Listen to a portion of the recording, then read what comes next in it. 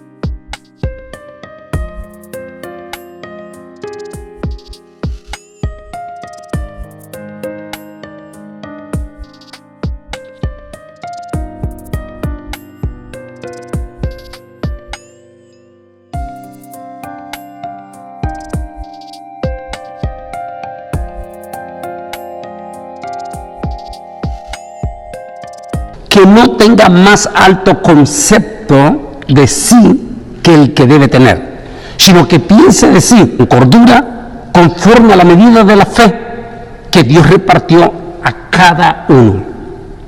De la manera que en un cuerpo tenemos muchos miembros, pero no todos los miembros tienen la misma función. Así que nosotros, siendo muchos, somos un cuerpo en Cristo, y todos miembros los unos de los otros. Romanos 12, 3, 5. Veamos lo que dice el comentario, porque vale la pena. Comparacionitis, el peligro de compararnos con otros. Una de las enfermedades más debilitantes del mundo moderno es la comparacionitis, la tendencia de medir el valor de uno mismo comparándose con las demás personas. No encontrará esta enfermedad inscrita en ningún texto médico oficial, ni su compañía de incapacidad física o de seguro de salud o programa de compensación al trabajador por este problema de comparacionitis. Pero no cometa el error. La comparacionitis es una plaga tan extendida y destructiva como cualquier trastorno físico o mentalmente hoy conocido.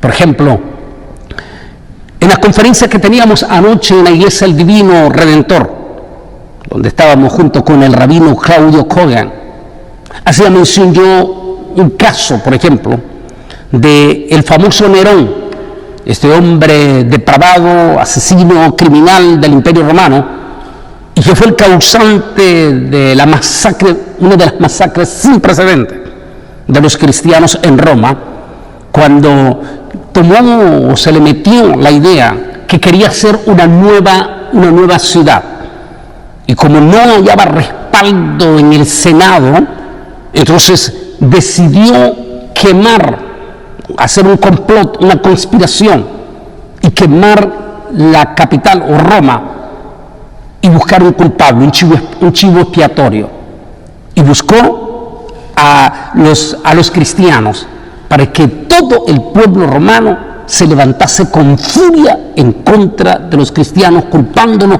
que habían sido los causantes de la catástrofe del incendio de Roma. Y ahí conocemos toda la historia, pero no es eso lo que quiero decirle. Dice la historia que este hombre padecía de ese problema del comparacionismo, es decir, él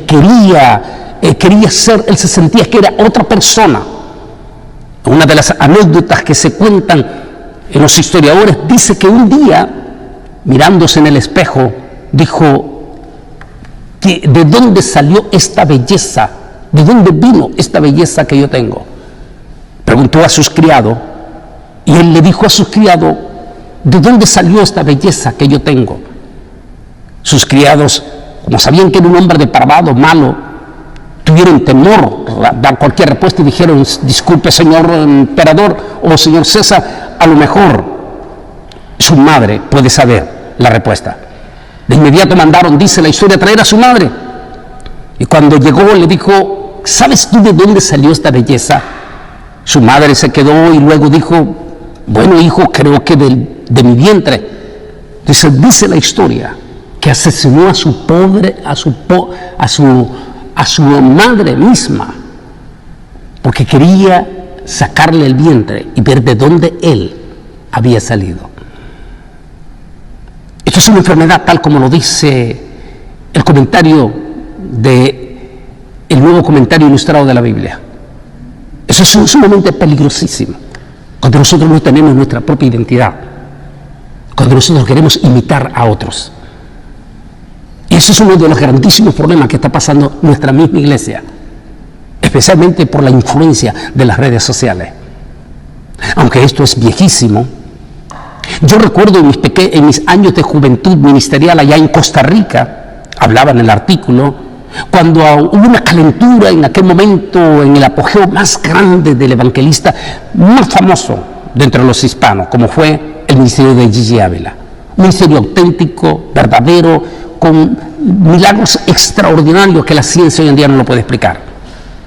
Pero como era tan deslumbrante el ministerio de Gigi Ávila en aquel momento, en los 80, muchísimos de nuestros predicadores jóvenes en Costa Rica y pastores querían imitar a Gigi Ávila. Pero la imitación fue más allá de querer orar, ayunar para que Dios los usara como Dios usaba a Gigi Ávila, sino que ellos comenzaron a predicar en el púlpito haciendo los mismos ademanes del siervo Gigi Ávila y hasta hablar como que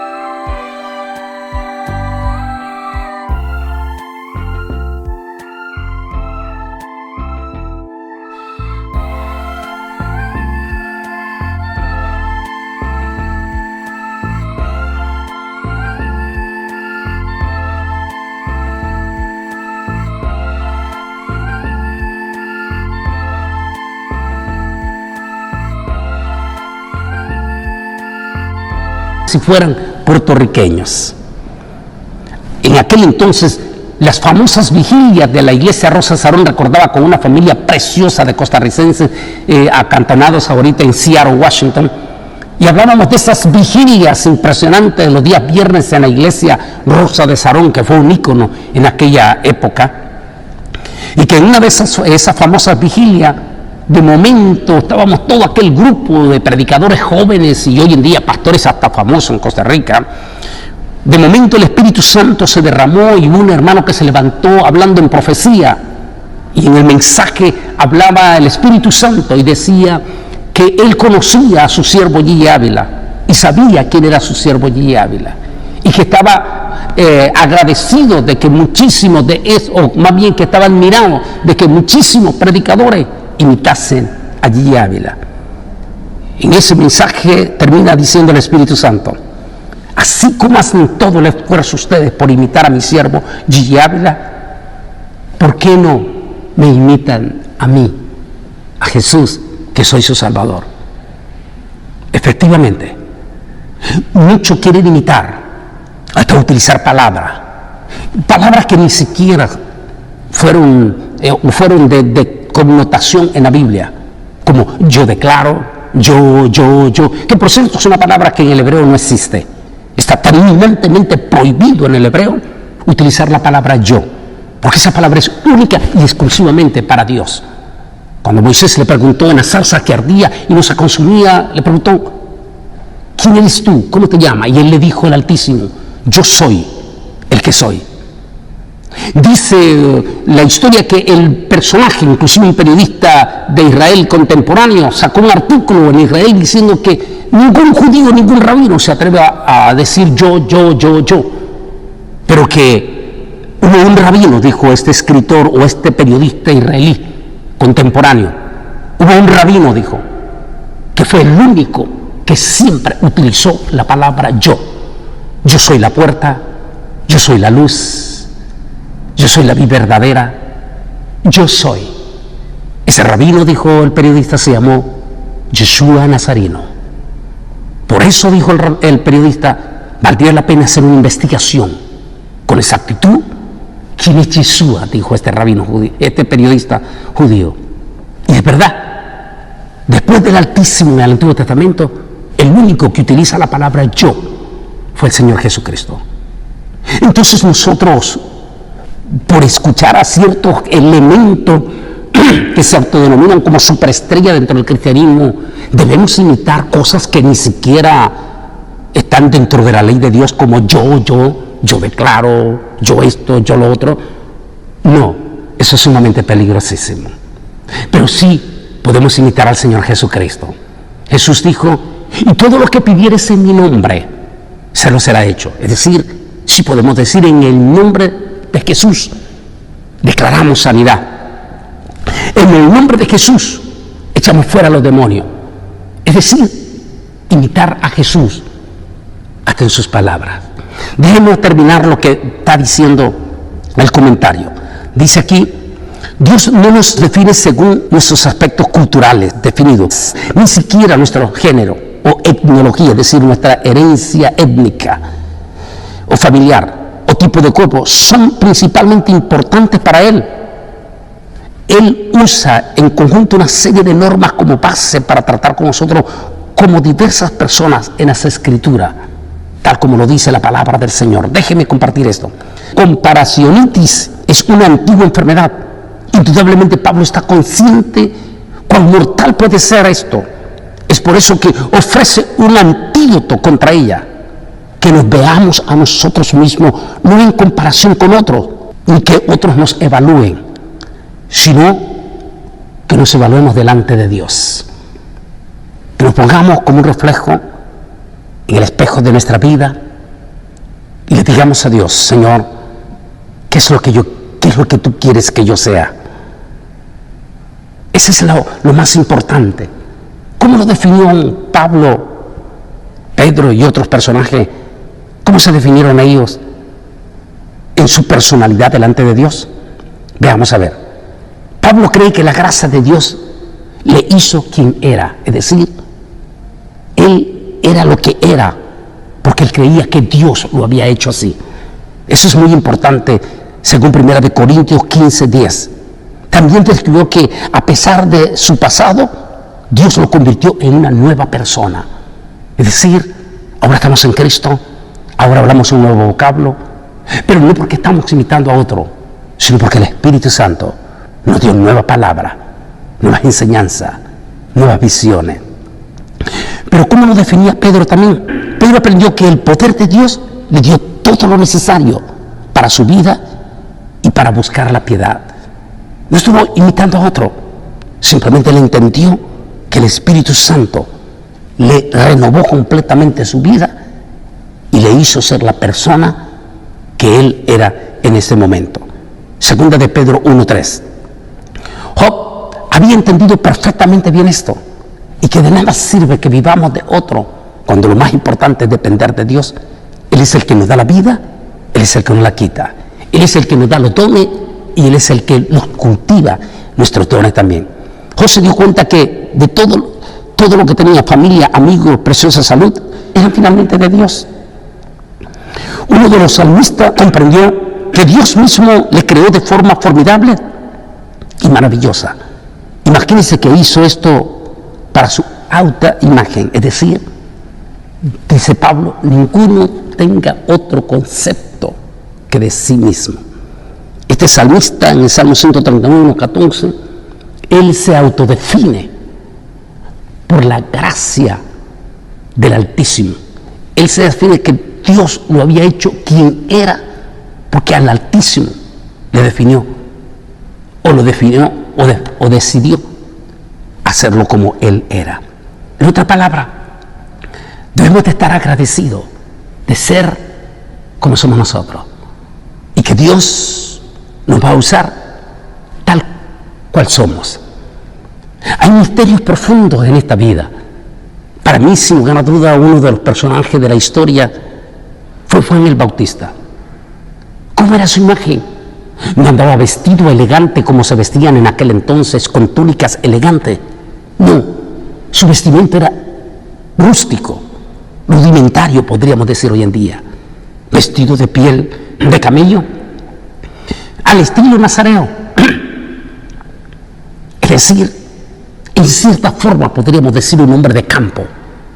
Sin embargo, el ministerio de Juan el Bautista fue tan impresionante que es considerado hoy en día en la historia como uno de los 4 hombres más superusados por Dios, o de mayor unción por Dios. Pero fíjese que en la historia contemporánea tenemos una historia de esta imagen. Él es el predicador Miki Vujicic, un hombre que nació sin brazos y sin pierna. Es un famosísimo predicador australiano. Ese hombre se ha reunido con presidentes, con líderes mundiales, ha llenado estadios. Su mensaje impacta multitudes. Imagínense su condición física. En otra palabra, no necesitamos compararnos con nadie. Simplemente dejemos que Dios nos use tal como somos. Como dije, tengamos muchísimo, pero muchísimo cuidado del comparacionistis. Es decir, quitemos esa enfermedad.